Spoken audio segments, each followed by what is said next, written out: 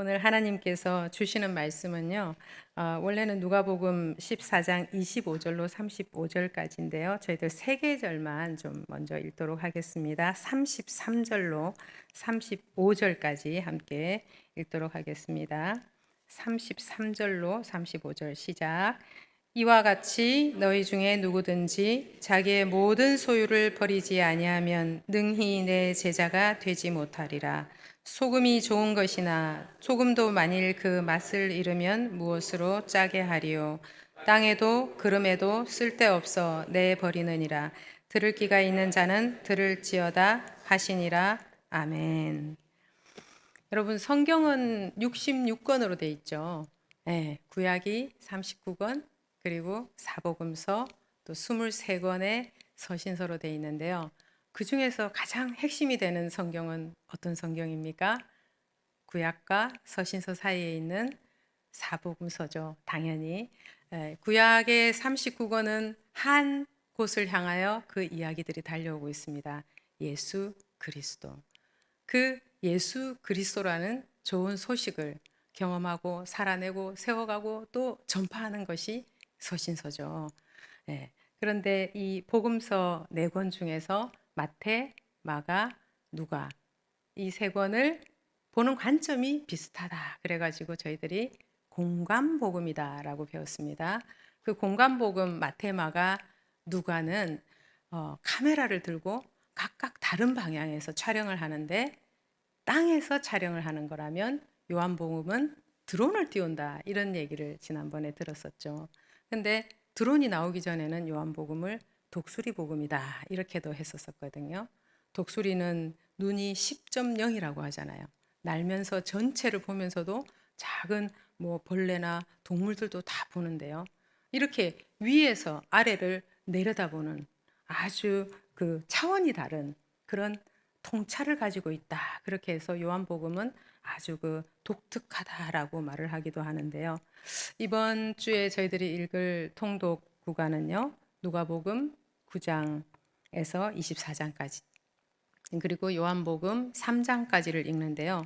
요한복음은 다음 주에 이제 원영재 목사님께서 전체 개요를 하실 예정이라 오늘은 누가복음을 중심으로 좀 나누는 시간을 갖도록 하겠습니다. 이 누가복음의 개요를 좀 보기 전에 오늘 말씀 제목 생각나시나요? 제자입니까? 라고 하는 질문으로 시작을 했는데요. 여러분, 이 질문에 어떻게 대답하시겠어요? 참 말씀을 아는 것도 어렵지만 또 말씀을 살아내는 것은 더 어려운 일인데요. 사실 이 성경 전체는 장성한 분량으로 자라가는 이야기다라고 해도 과언이 아닐 정도로 성장과 이 열매가 굉장히 중요합니다. 아기가 태어났는데 자라지 않으면 큰일인 거죠. 그래서 이 구원이라는 말과 짝을 이루는 말이 있는데 바로 제자도입니다. 그래서 뭐 복음서는 말할 것도 없고요. 구약과 서신서 이 모든 성경은 우리들의 영혼을 건축하는 재료이고 또 모형도이고 학습 도감이라고 할 수 있는 거죠. 저희들 읽고 있는 이 사복음서도요. 제자도의 관점에서 본다면은 태어나고 자라가고 그리고 아비가 되어서 죽는다. 이런 개념들이 들어가 있거든요. 예수님이 바로 그 본이 되셨죠. 예수님은 하나님이시고 하나님의 근본 본체이시지만 어떻게 해요? 자기를 낮추시고 땅으로 내려오셔가지고 여자의 태중에서 10달을 계시고 또 태어나시고 자라가셨는데요. 그러다가 때가 오니까 사역을 했죠. 지난번에 가, 전, 고 가르치고 전파하고 고치셨습니다. 그리고 나서는 이제 십자가를 향해서 걸어가셨죠. 그러면 우리들도 주님을 따라가는 사람들인데 우리들이 태어나서 점점 추수하는 일꾼, 사람 낚는 어부로 점점 자라가야 한다는 거죠. 그리고는 자기 십자가를 지고 주님이 가신 그 길을 우리도 따라가야 한다. 자라가야 한다. 이것이 오늘 좀 생각해 봐야 될 부분들인데요. 창세기 1장 28절에 보면은요. 생육하라라는 말이 나오고 또 정복하라라는 말이 나오고 또 다스리라라는 말이 나와요. 요한 1서 2장 12절 이하에도 아이들아, 그리고 청년들아, 그리고 아비들아 이런 표현이 나옵니다. 물론 이것이 수직적인 자라감은 아니지만요. 어떤 학자들은 제자됨이라는 것이 삶에서 계속 반복되면서 머물러 있는 것이 아니라 점점 이렇게 올라간다는 거죠. 저는 그것을 우리들이 점점 성장하다가도 또 넘어지기도 하고 실패하기도 하지만 조금씩 그래도 변화가 있다는 거죠. 우리의 구원은 끝나지 않았죠. 우리의 구원은 완성되어야 합니다. 누가 합니까? 나 여호와가 말하였으니 이루리라. 주님께서 하십니다. 그런데 우리들도 주님하고 보조를 맞춰가지고 예수 그리스도라는 좁은 문을 열고 들어왔으면은 그 문 열고 들어와가지고 거기서 집 짓고 아 좋네 하면서 사는 거 아니잖아요. 이제 좁은 문 열고 들어오면은 뭐가 있어요? 좁은 길. 그래서 좁은 길을 우리들도 걸어가야 한다는 거죠. 믿음의 단계를 높여야 한다는 것입니다. 그래서 오늘 저희들 이 제자의 길을 조금 염두에 두면서 누가복음을 함께 살펴보도록 하겠습니다. 누가복음을 한 문장으로 말을 해라 그러면은 온 세상의 구세주 예수 그리스도라고 할 수 있습니다. 누가복음 1장 1절에 보면요. 우리 중에 이루어진 사실에 대하여라고 나오는데 뭐가 이루어졌나요? 구세주 예수 그리스도가 오신 거죠. 근데 구세주는 구세주인데 누구의 구세주냐? 유대인의 구세주냐? 아니다. 온 세상의 구세주다. 이런 말인데요. 이스라엘 백성만의 여호와냐? 아니다. 이제 이방인도 예수 그리스도를 통해서 하나님의 아들, 딸이 될 수 있다. 지금은 너무 당연한 얘기지만 그 당시에 유대인들은 뭐 그냥 아주 깜짝 놀랄 일인 거죠. 받아들일 수도 없고. 터툴리안이라는 신학자가 아테네와 예루살렘이 무슨 상관이냐 이런 말을 했다고 하거든요. 그것처럼 이방인과 하나님이 무슨 상관이냐는 거죠. 그야말로 유대인 입장에서는 이거 완전 쇼킹한 거죠. 근데 그 온 세상의 구세주 예수 그리스도가 바로 지금 여기 우리들의 주님이 된 거죠. 여러분 제가 퀴즈 하나 내볼까요? 66권 성경을 기록한 기록자가 40명 가까이 되는데 그 중에 딱 한 명이 이방인이 있어요. 누가 그 사람일까요?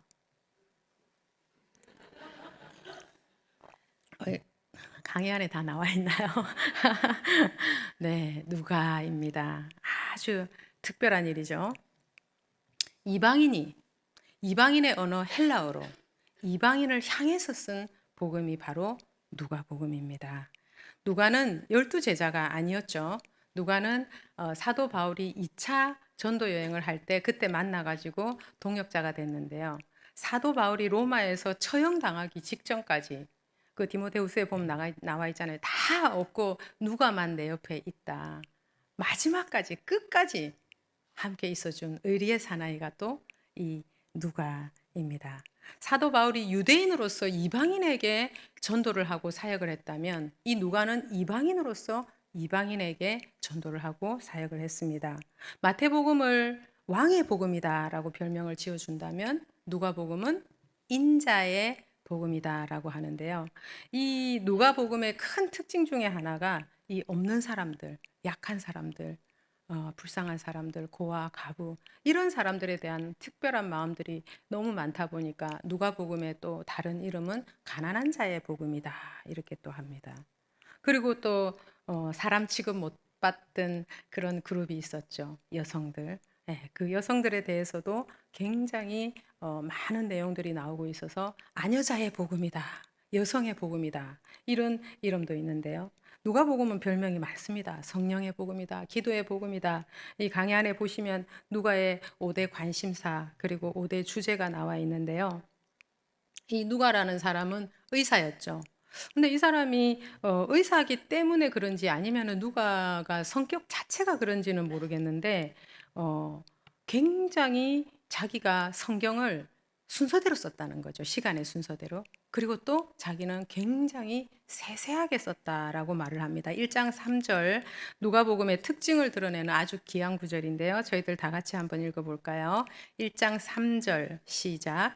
그 모든 일을 근원부터 자세히 미루어 살핀 나도 데오빌로 각하에게 차례대로 써 보내는 것이 좋은 줄 알았노니. 이 차례대로라는 말이 오늘 굉장히 중요한데요.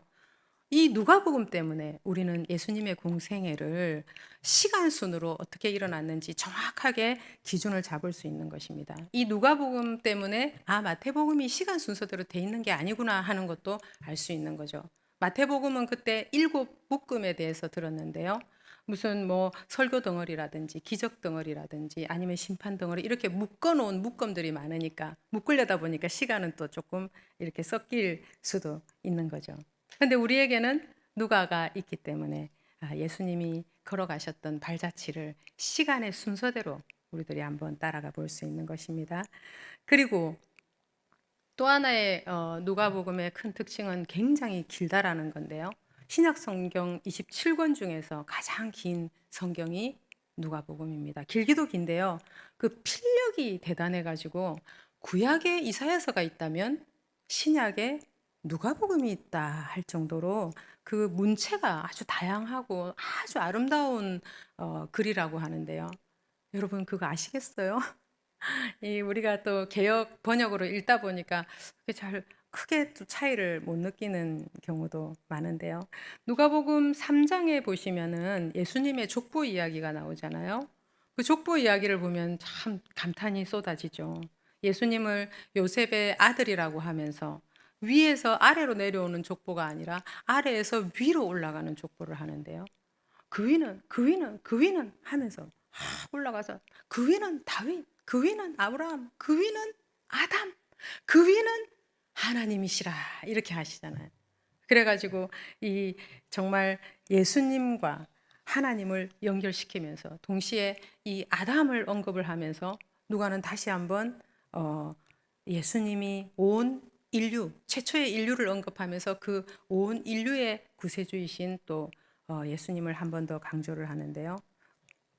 우리들도 이방인이지만 그렇게 주님의 계보를 따라서 하나님과 맞닿아 있다는 것이죠. 마태복음으로는 우리가 아브라함의 자손이 되는데 누가복음으로는 우리가 하나님의 직속 계열이 되는 거죠. 우리가 성골입니다, 성골. 이 누가는 성경을 두 권을 썼는데요. 누가복음하고 사도행전을 썼죠. 누가복음은 예수님의 탄생 때부터 쭉 와서 예수님의 승천하실 때까지를 기록을 했고요. 사도행전은 마가의 다락방에서 성령이 내리잖아요. 거기서부터 사도 바울의 사역까지. 공간적으로 하자면 갈릴리에서 예루살렘까지가 누가복음이라면 예루살렘에서 로마까지가 사도행전인 거죠. 누가복음도 그렇고 사도행전도 그렇고 데오빌로 각하에게라는 말이 나오는데요. 수신자가 데오빌로 각하예요. 데오빌로 각하는 누구일까요? 여러분 혹시 초대교회 때 박해가 심하다 보니까 그리스도인을 익투스라고 해가지고 물고기 모양으로 해서 줄 이렇게 두 개 그어가지고 암호처럼 이렇게 썼다는 거 많이 들어보셨을 거예요. 그 익투스라는 것은 헬라어로 글자를 5가지를 조합을 해가지고 만든 글자 조합인데요. 예수, 그리스도, 하나님, 아들, 구세주. 그렇게 뜻을 썼던 것처럼 이 데오빌로도 데오스하고 필로스. 데오스 하면은 하나님, 필로스 하면 사랑한다. 그러니까 하나님을 사랑하는 사람들, 믿는 사람들을 의미하는 암호처럼 그렇게 이방인 그리스도인에게 보냈다라는 그런 연구도 있지만 어쨌든 1차적으로는 로마의 높은 사람에게 보냈다라고 하는데요. 특별히 누가복음에는 다른 복음서에는 안 나오는 많은 아주 이야기들이 있어요. 뭐 한 30가지 정도 있다고 하는데요. 강의 안에 보면은 비유만 모아가지고 15개의 비유가 있을 거예요. 강도를 만나가지고 거반 죽게 된 사람을 살려주는 사마리아인 이야기라든가 또 아버지의 유산을 다 탕진해버리고 돌아오는 탕자 이야기 그리고 또 부자와 나사로 이야기 이런 귀한 이야기들이 너무 많이 나오는데요. 이 이야기들은 누가복음에만 있습니다. 저도 막 탕자 이야기는 뭐 읽을 때마다 그렇게 제 이야기라서 그런지 많이 울게 되고 그러는데요. 이런 귀한 주님의 살아있는 이야기를 들려준 이 이방인 누가가 있어가지고 이 복음이 더 풍성해져서 참 감사하다는 생각을 했는데요. 누가복음을 1장부터 24장까지 간략하게 한번 요약을 해보면요. 마태복음처럼 7개의 구조로는 돼 있지만 4개로 나누면 1장, 2장은 예수님의 탄생과 어린 시절입니다. 그리고 3장에서 9장까지가 초기와 중기 사역인데 그건 갈릴리에서 있었던 것들이고요. 그리고 9장에서 19장까지는 후기 사역입니다. 후기 사역은 갈릴리에서 예루살렘으로 올라가는 길에 그 이동하는 중에 있었던 일들이고요. 마지막 19장에서 24장까지가 예루살렘에서 순환 받으시고 또 죽으시고 다시 살아나시고 승천하는 이야기까지인데요. 내일부터 읽으시는 누가복음 9장이 그 이제 초기 중기 사역에서 후기 사역으로 넘어가는 기점이 되는 장이거든요.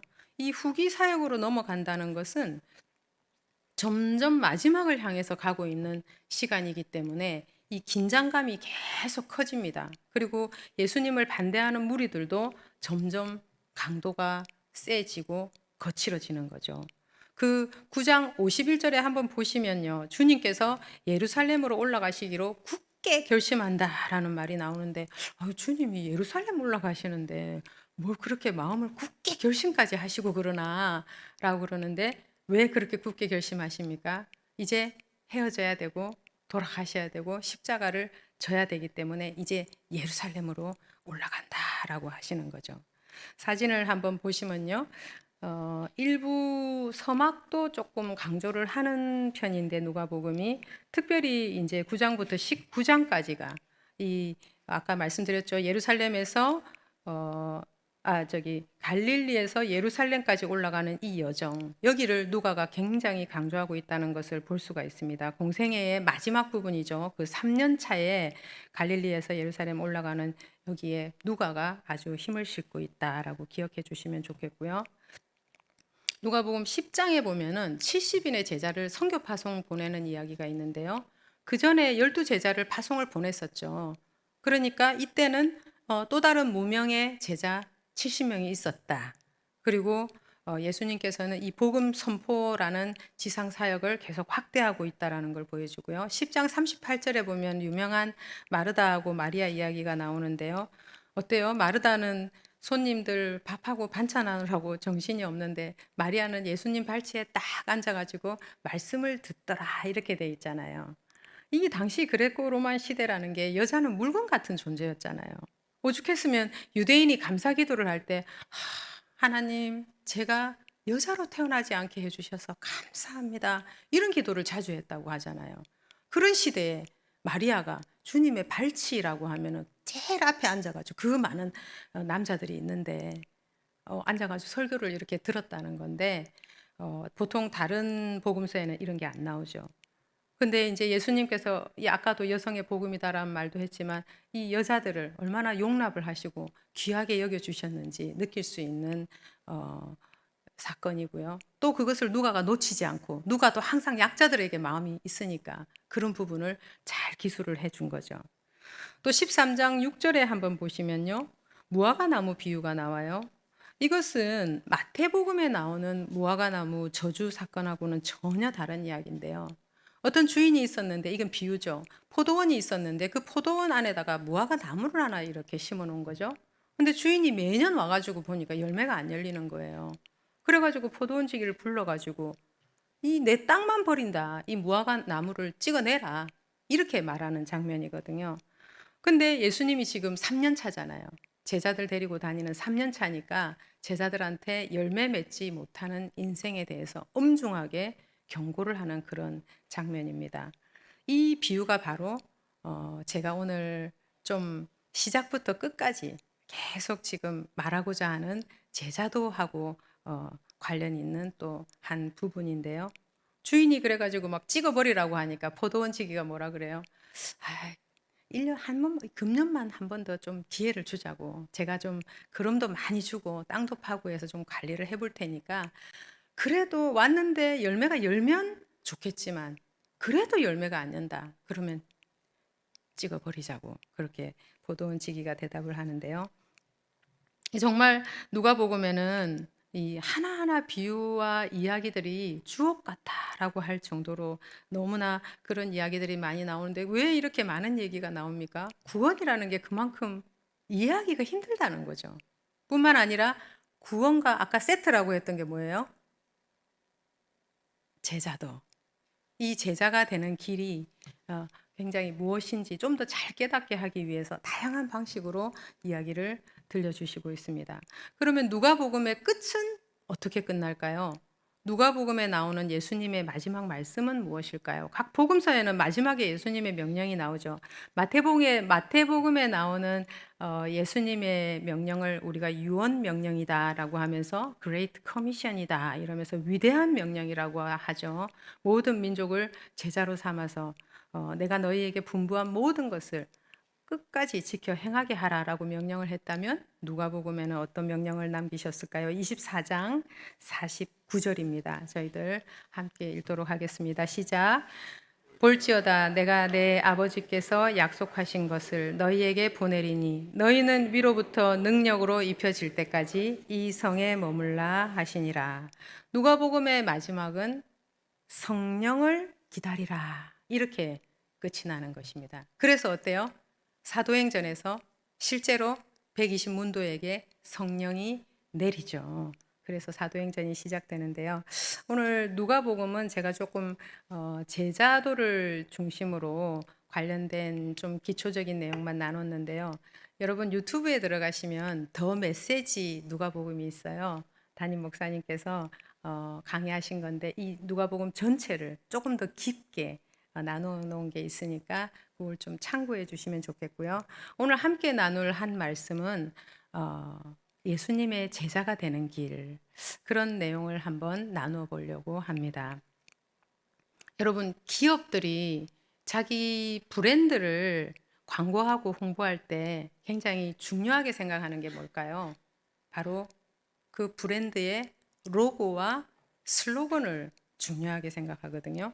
한 스포츠 회사는 이렇게 생긴 로고를 쓰는데요. 거기서는 어떤 슬로건을 쓰냐면 Just do it 이런 거를 써놨어요. 한국말로 하자면 그냥 해봐 이런 뜻이죠.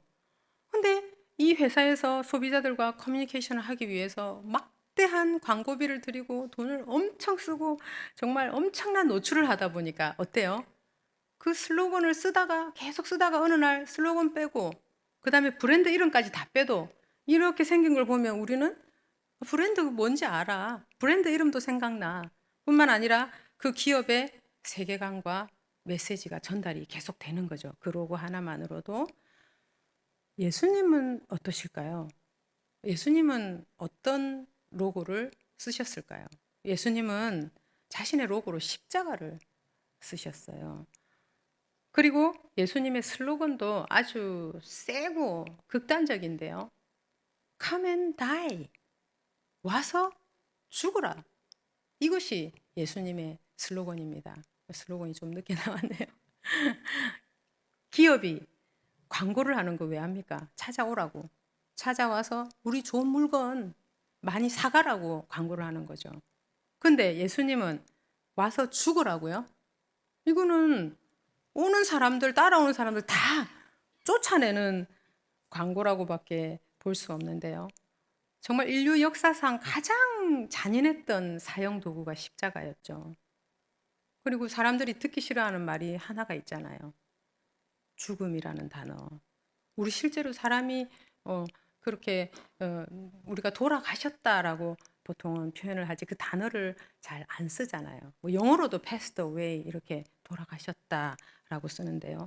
근데 예수님은 와서 죽으라. 예수님의 슬로건이 만약에 와서 죽으라가 맞다면 아니 예수를 믿고 나서 처음에 초신자 때는 잘 몰랐다고 하지만 자꾸 이렇게 성경 읽고 하다 보니까 그 뜻을 알았다면 교회를 좀 안 나와야 되는데 그렇지 않나요? 그게 좀 더 자연스럽지 않나요? 아니면 뭐 주님이 광고비를 너무 안 써가지고 슬로건이 전달이 안 된 걸까요?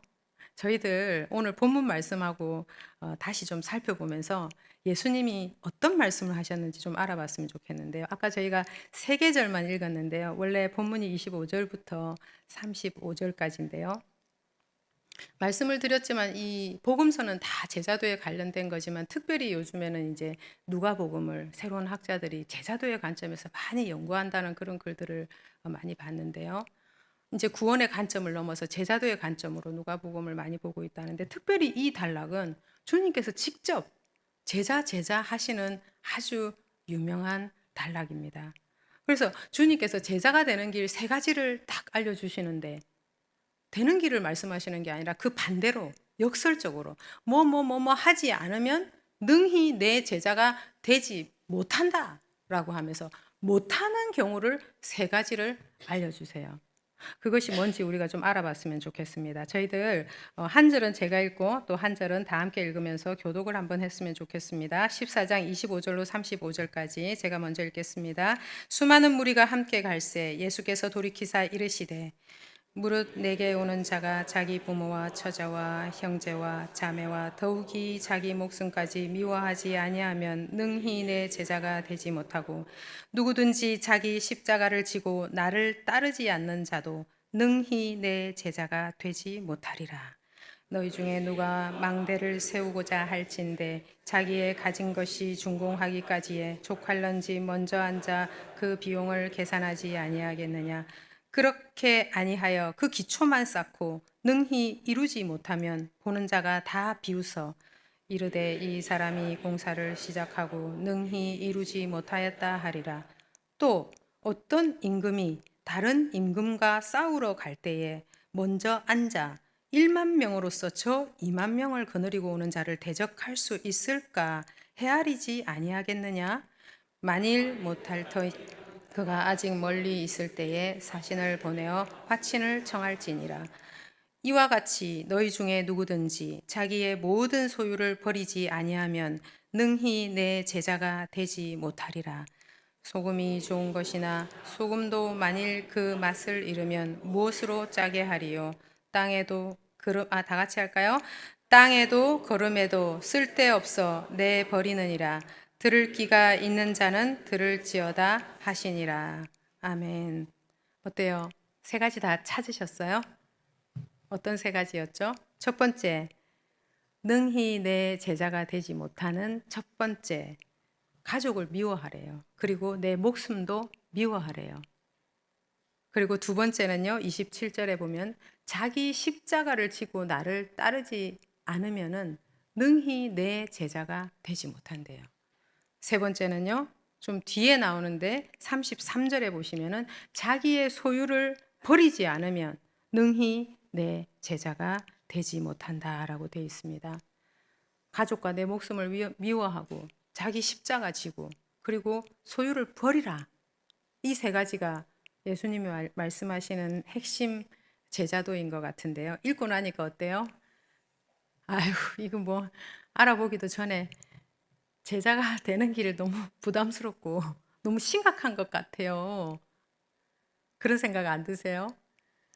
차라리 뭐 저 DTS 프로그램 갔다 오든지 국내에도 뭐 제자 학교 많은데 6개월이든 뭐 10개월이든 하고 오면은 아, 당신은 예수님의 제자가 되셨습니다. 이러면 얼마나 간단하고 좋겠어요. 또 이렇게 말씀하시는 분이 있을 거예요. 아니, 무슨 제자 훈련 코스까지. 나는 그냥 성도로 있을게요. 뭐 요즘엔 그런 말 안 쓰지만 평신도로 그냥 있을게요. 저 지금 너무 바쁘고 돈 벌기도 바쁘고 뭐 챙길 것도 많고 가족도 챙겨야 되고 사실 주일 성수 꼬박꼬박 하는 것도 이거 쉽지가 않은 그런 상황이라 제자는 사양하겠습니다라고 말하실 분도 있을 것 같아요. 근데 오늘 주님이 이 세 가지 이야기를 누구한테 하셨을까요? 베드로, 야고보, 요한 12 제자에게 했을까요? 아니면 아까 선교 보낸 70명에게 했을까요? 14장 25절에 보시면은 아까 예수님과 함께 가던 수많은 무리, 그 무리에게 확 돌아보시면서 예수님이 하신 말씀입니다. 그 사람들 어떤 사람들이에요? 뭐 요즘 뭐 아이돌 쫓아다닌다 그래야 되나요? 그 팬 같은 그런 사람들도 있을 거고 또 좀 팬보다 센 사람들 누가 있어요? 아미라고 그러죠. 뭐 아미 같은 그런 사람도 있을 거고 또 진짜 제자 되려고 쫓아다니는 사람도 있을 텐데요. 사실은 지금 우리들 여기 있는 한 사람 한 사람 모두 다에게 주는 주님의 말씀이잖아요. 빨간색 글씨로 돼 있잖아요. 우리한테 주는 말씀이라고요. 야, 이거 좀 너무 무거운데요. 그러면 조금 더 들어가 볼까요? 그 세 가지가 뭔지. 첫 번째는 부모, 자식, 아내, 남편, 형제, 자매, 혈연으로 맺어져 가지고 끊을래야 끊을 수가 없는 가족을 미워해야 된대요. 여기서 미워한다라는 미세이라는 말은 덜 사랑한다라는 뜻도 있는데요. 또 다른 뜻은 돌아선다, 단절, 그런 의미가 들어 있어요. 덜 사랑한다 하면은 뭐 주님이 최우선이니까 좀 덜 사랑하는 거는 이해가 돼요. 근데 돌아선다라는 거는 조금 부담스러운 느낌이 드는데요. 이 구절에 합당한 본문으로 구약의 출애굽기 32장을 보통 드는데요. 모세가 십계명 받으러 시내산에 올라갔을 때 무슨 일이 일어났죠? 금송아지 우상 숭배 사건이 일어났잖아요. 그때 하나님이 막 춤추고 난리법석한 그 사람들 어떻게 처벌하십니까? 모세가 여호와 편에 설 사람 나오셔 이렇게 하니까 레위 지파가 딱 나왔죠. 너희 친구, 가족, 형제 처리해라. 그래서 레위인들이 어떻게 해요? 3천 명을 도륙을 하잖아요. 그런 가슴 아픈 사건이 있었는데요. 예수님은 잘 믿으려고 하는데 가족이 걸림돌이 된다. 그러면은 그 가족 떠나라 하는 정도로 어마어마한 의미가 있다라는 건데요.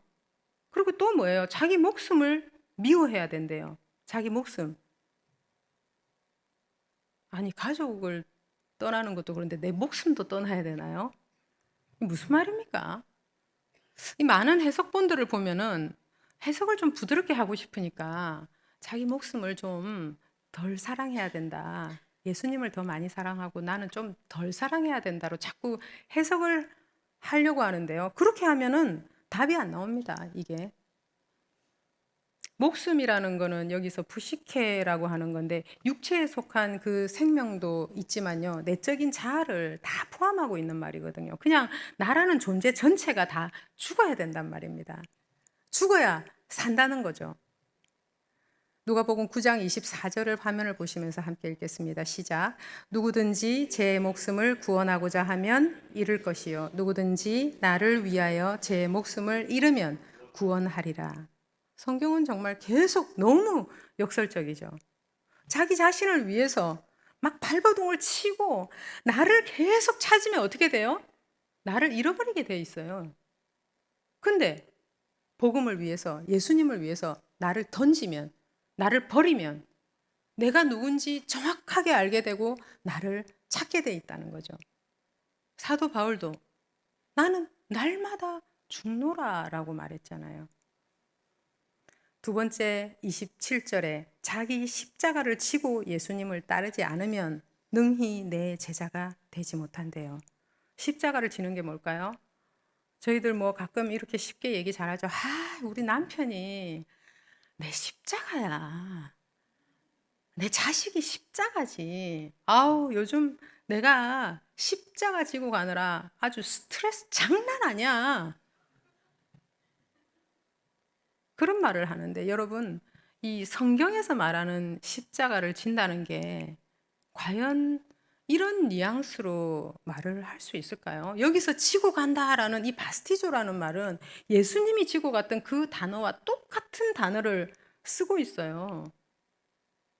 십자가를 지고 간다라는 거는 내가 사형당하러 간다는 거예요. 나를 처형시키는 도구가 십자가라고요. 그 남편이, 그 아내가, 그 상황이 날 죽이고 있는 거라고요. 그렇게 내가 죽고 내가 변해서 예수님이 영광을 받고 하나님이 영광을 받으시면 그게 십자가가 맞죠. 근데 무슨 그 대상을 무슨 짐짝같이 생각을 하면서 그런 표현을 아이고 내 십자가 내 십자가 그렇게 하는 거는 십자가가 아니죠. 십자가를 준다는 것은 내가 죽어서 나를 죽이려고 하는 그 상대방을 섬기는 게 그게 십자가죠. 아까 첫 번째 얘기하고는 정반대되는 얘기죠. 아까는 나를 괴롭히고 내가 예수 믿는데 자꾸 방해되면 다 버리고 떠나야 될 것 같은 그렇게 했잖아요. 근데 이번에는 뭐예요? 그 사람이 날 처형을 시키니까.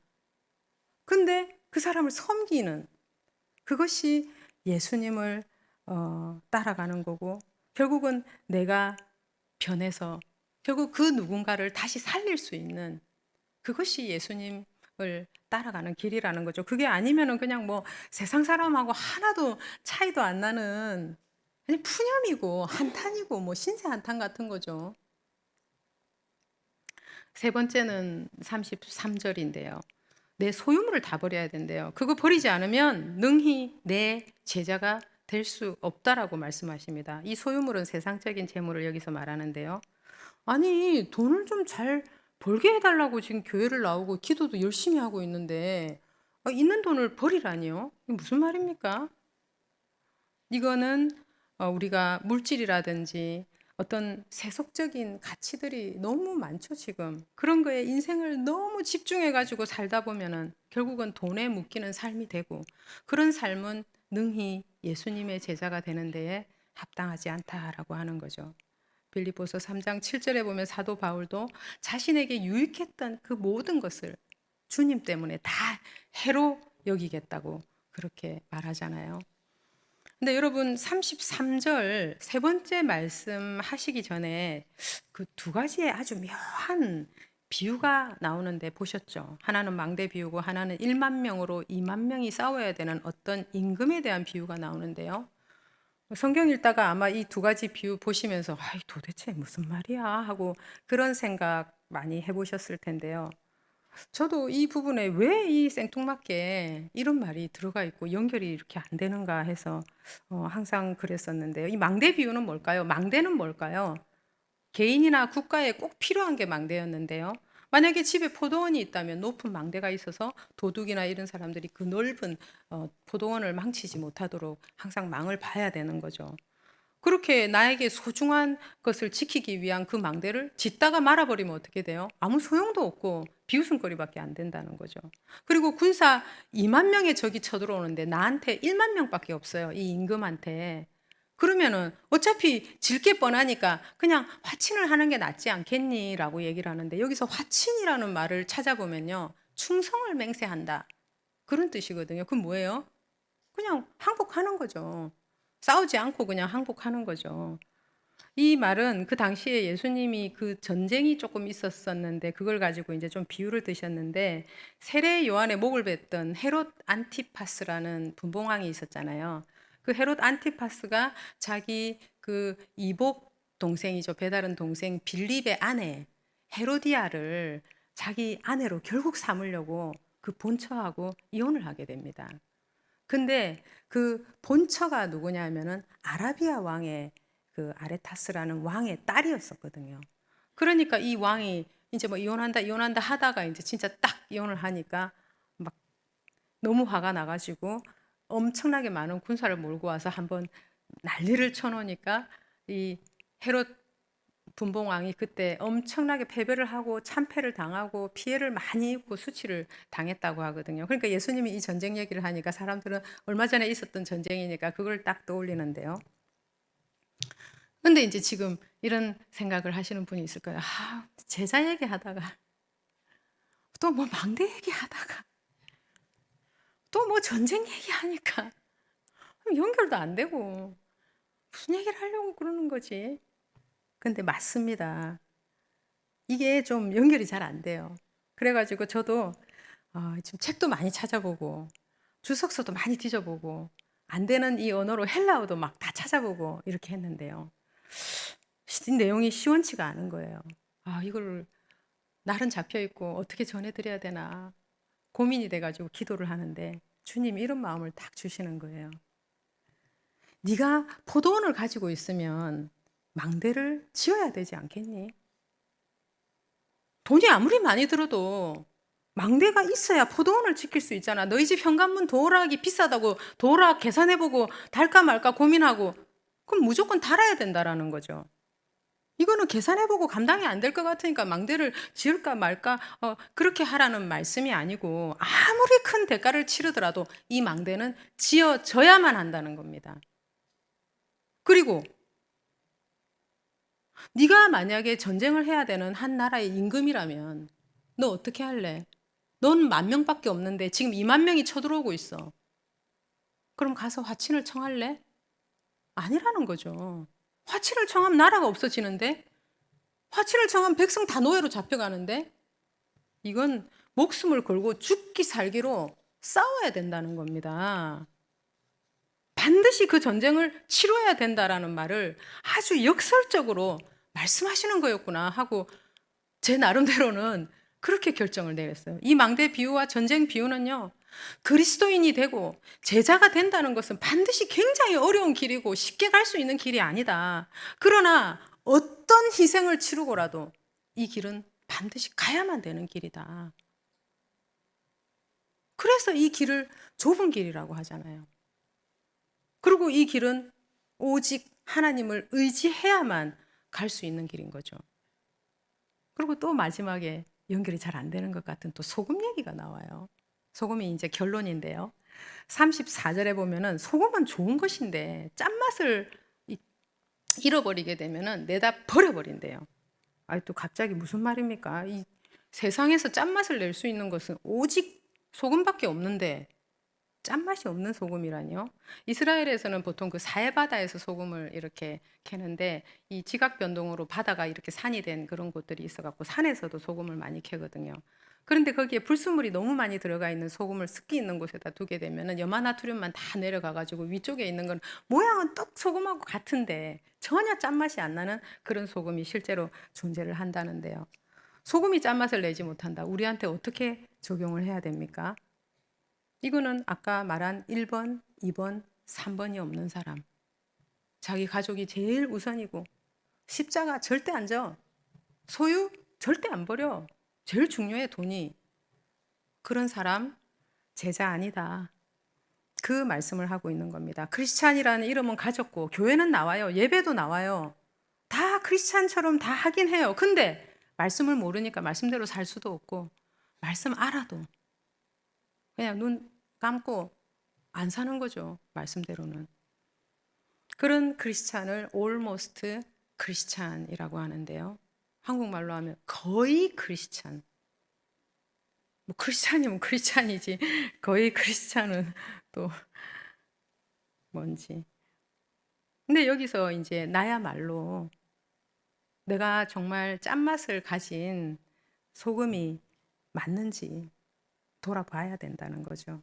크리스찬의 짠맛, 제자의 짠맛 어떤 맛입니까? 막 이렇게 언제나 다정다감하고 환대해주고 힘을 주는 말을 하고 긍정적인 말을 하고 그런 것도 뭐 귀한 맛이죠. 근데 윌로우 크릭 교회의 빌 하이벨스 목사님은요, 소금은 반드시 갈증을 유발한다 이렇게 말씀을 하셨어요. 세상으로 하여금 영적인 갈증을 유발시키는 존재, 예수 그리스도가 누군지 궁금하게 만드는 존재, 그게 바로 기독교인의 아이덴티티다, 정체성이다 라는 거죠. 근데 우리에게 그 짠맛이 없으면 어떻게 됩니까? 타인의 갈증을 유발하기는커녕 내가 나가 떨어져요. 누구를 뭐 살리고 누구를 돕고 하는 게 문제가 아니라 나에게 찾아오는 결과가 아주 심각하다는 겁니다. 주님, 저는요, 능히 예수님의 제자까지는 되기가 좀 어려울 것 같습니다. 죄송합니다. 이렇게 하고 끝날 문제가 아니라는 거예요. 여기 누가복음에서 내다 버려진다라는 거는 심판을 의미하고 있는 거예요. 이게 무슨 말입니까? 버리지 않으면 버려진다는 거죠. 마태복음 25장 30절 말씀에 달란트 비유에 그런 말씀이 나오죠. 이 무익한 종을 바깥 어두운 데로 내쫓으라. 거기에서 슬피 울며 이를 갈리라. 이게 버려짐이고 이게 심판입니다. 참으로 엄중한 말이죠. 아니, 이렇게 어려운 길을 누가 갈 수 있습니까? 요즘 같은 이런 세상에 자기 행복이 얼마나 중요하고 자아 실현이 얼마나 중요하고 돈도 많이 모아야 되고 더 높은 데로 계속 올라가야 되는데 이런 모든 사람이 상향을 지향하는 이런 세상 속에서 누가 이런 삶을 살 수 있냐고요. 밑으로 밑으로 아래로 아래로 하향 하향 하향. 이제는 come and die. 와서 죽으라. 누가 이렇게 살 수 있습니까? 사도 바울은 자기를 예수님의 항상 종이라고 그렇게 표현을 했죠. 이 종이라는 단어가 헬라어로 둘로스라고 되어 있는데요. 이 둘로스는 단순히 뭐 아랫사람, 하인 이런 뜻이 아니고요. 완전한 소유물을 의미합니다. 배너라는 영화가 너무 오래돼가지고 이제 저까지만 통할 것 같은데 젊으신 분들은 못 알아들을 수도 있는데 배너라는 그 영화에 보면은 이 벤허가 귀족이었잖아요. 근데 중간에 이렇게 노예가 되잖아요. 그래가지고 그 갤리선 배 밑에서 막 쇠사슬로 발 다 묶여가지고 노를 막 젓는 거. 딱 그겁니다. 근데 이 둘로스가요, 이중적인 의미가 있어요. 죄의 아래에서는 이 둘로스는 죄의 종이에요. 그냥 부속품이에요. 그냥 무력한 노예, 소유물. 그렇지만 예수 그리스도 안에서 이 둘로스는요, 의의 종입니다. 주인하고 하나가 된다는 걸 의미하고요. 심지어 아들이라는 의미도 포함되어 있대요. 이 둘로스는 주인과 떨어질래야 떨어질 수가 없는 존재. 사실 어떤 인간의 단어로 표현하기가 굉장히 힘든 너무나 고귀한 관계라고 설명을 하고 있는데요. 이 제자의 일반적인 뜻은 뭡니까? 스승한테 배우는 사람. 근데 오늘 주님께서 말씀하시는 이 제자는 제가 보기에는 이 둘로스 같은 존재 같아요. 내 가족보다, 내 목숨보다, 내 소유보다 주인이 더 중요하고 내가 사라져야 주인하고 하나가 될 수 있는 이 둘로스가 가장 제자를 잘 나타내는 말 같아라는 생각이 들었어요. 여러분, 성경은 죽음이라는 것을 생명이 이렇게 끝나버리는 걸로 보는 게 아니라 생명으로 들어가는 문으로 보죠. 그래서 내가 죽을 때 그 문이 열리잖아요. 그리고 그 열린 문으로 새로운 생명이 나한테 들어오잖아요. 그 생명을 다시 누군가한테 나눠주고 사는 것이 제자의 길이죠. 나를 내어주는 거. 한 가정의 아버지도 그렇잖아요. 가정을 지키기 위해서는 그 어떤 상황이 오더라도 모든 것을 다 걸고라도 가족을 지키잖아요. 내가 죽는 한이 있어도. 왜? 나보다도 더 큰 가치를 지켜야 되기 때문에. 그럴 때 또 진짜 아버지가 되는 거고요. 뭐 우리도 하루아침에 영적인 아비가 돼가지고 누구한테 나를 내어줄 수 있습니까? 그렇게는 안 되죠. 훈련이 필요합니다. 저를 가르치셨던 그 전에 목사님은요, 머리를 이렇게 반으로 자르래요. 잘라가지고 이쪽 머리로는 일도 하고 돈도 벌고 다 하는데 이쪽 머리로는 항상 하나님, 예수님 쉼없이 생각을 하라는 거죠. 이렇게 반 딱 나눠가지고. 물론 안 되죠. 안 되더라도 반복하고 또 반복하라는 겁니다. 손흥민 선수는 뭐 볼을 하루에 막 1000개씩 그렇게 찼다면서요. 또 미셸 페인이라는 호주의 경마 선수가 있는데요. 이게 영화가 실화로도 제작이 됐는데요. 여자는 절대 넘볼 수 없는 세계적인 경마대 멜번 컵을 바라보면서요. 3,200번을 출전을 하고 7번을 달리는 말에서 떨어집니다. 그리고 그 부상으로 16번 골절 수술을 했지만요. 의사 말도 안 듣고 끝까지 포기하지 않고 끝내 멜번 컵에서 최초의 여자 우승자가 됩니다. 자기 몸이 다 부서져도 오직 한 가지만 생각을 하는 거죠. 달리기 선수도 수영 선수도 그 메달 하나를 위해서 몇십 년을 훈련을 하잖아요. 그 메달하고 감히 비교조차 할 수 없는 예수 그리스도라는 그 가치를 위해서 우리들도 훈련을 하고 또 훈련을 해야만 할 것입니다. 이 제자의 길은 강제로 끌려가가지고 노예가 되는 게 아니죠. 노예로 자원하는 겁니다. 누가 자원을 할 수가 있습니까? 그것은 아는 자만이 할 수 있죠. 사랑하는 자만이. 사랑하지 않는 자는 살아있지 않은 것이다. 이런 말을 어떤 무슬림 선교를 하시는 선교사님이 말씀하셨는데요. 예수 메시아께서 나에게 어떤 일을 행하셨는지 그것을 아는 사람은 주님을 사랑하지 않을래야 사랑하지 않을 수가 없는 거죠. 사람도 그렇잖아요. 사람도 나보다도 나를 더 사랑한다는 거 우리가 알면 그 사람 위해서 날 던지잖아요. 요한의 아들 시몬아, 내가 나를 사랑하느냐? 내가 나를 사랑하느냐? 내가 나를 사랑하느냐? 3번 주님께서 베드로에게 물으셨는데요. 사랑하는 자는 가는 겁니다. 사랑하는 자는 나의 어떤 처지하고 상관없이 내가 아무리 연약하고 내가 문제가 많고 내가 다 실패했고 아무것도 자격이 없다 할지라도 그냥 뚜벅뚜벅 주님 가지에 매달려서 이 길을 가는 거죠. 말씀 붙잡고. 여러분 아까 말씀 제목 기억나시죠? 제자입니까? 라고 질문했는데요. 아직 온전하지는 않지만 저희들 그렇게 선포했으면 좋겠어요. 나는 팬이 아닙니다. 나는 제자입니다. 그렇게 먼저 선포했으면 좋겠고요. 주님께서 우리를 부르시는 것은 우리를 뭐 노예 삼고 겁주고 막 심판할 거야 이게 아니잖아요. 우리한테 제일 좋은 걸 주시기 위해서 그게 우리한테 가장 좋은 거니까. 왜요?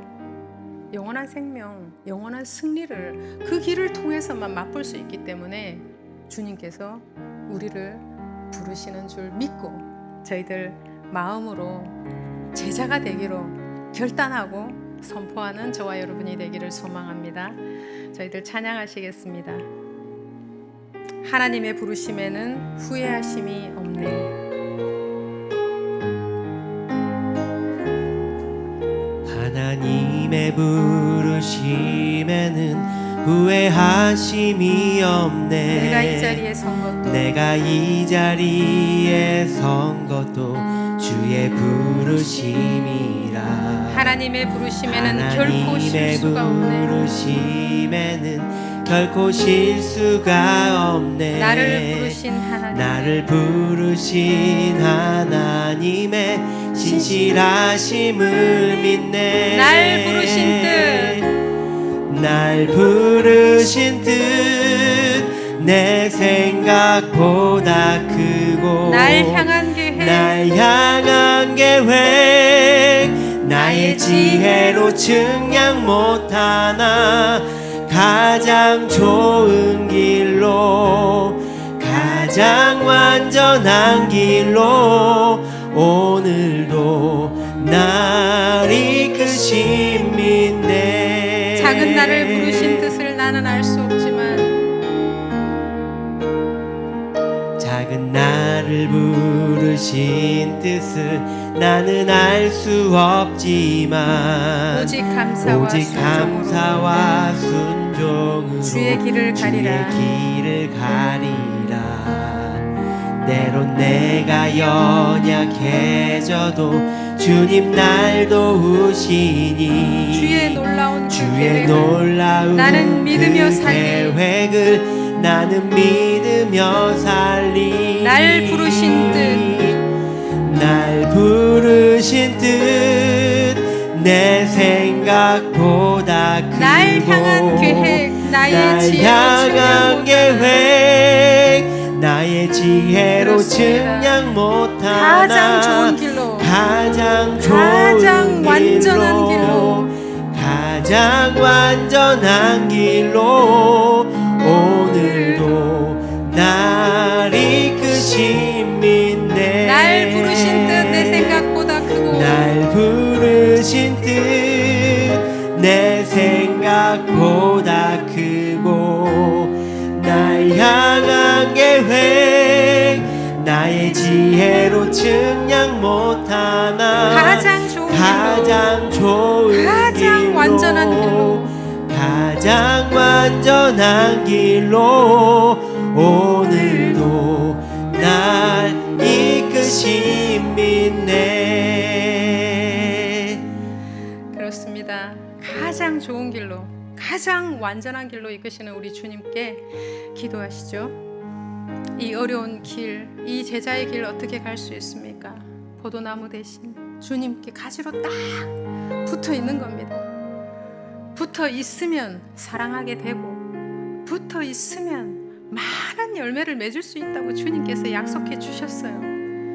정말 가족을 미워하기까지, 내 목숨을 미워하기까지 주님을 사랑하고 돈에 묶인 삶이 아닌 예수 그리스도께 묶인 삶 살게 해달라고 저희들 기도하시겠습니다. 주여 한번 부르고 통성으로 기도하시겠습니다. 주여!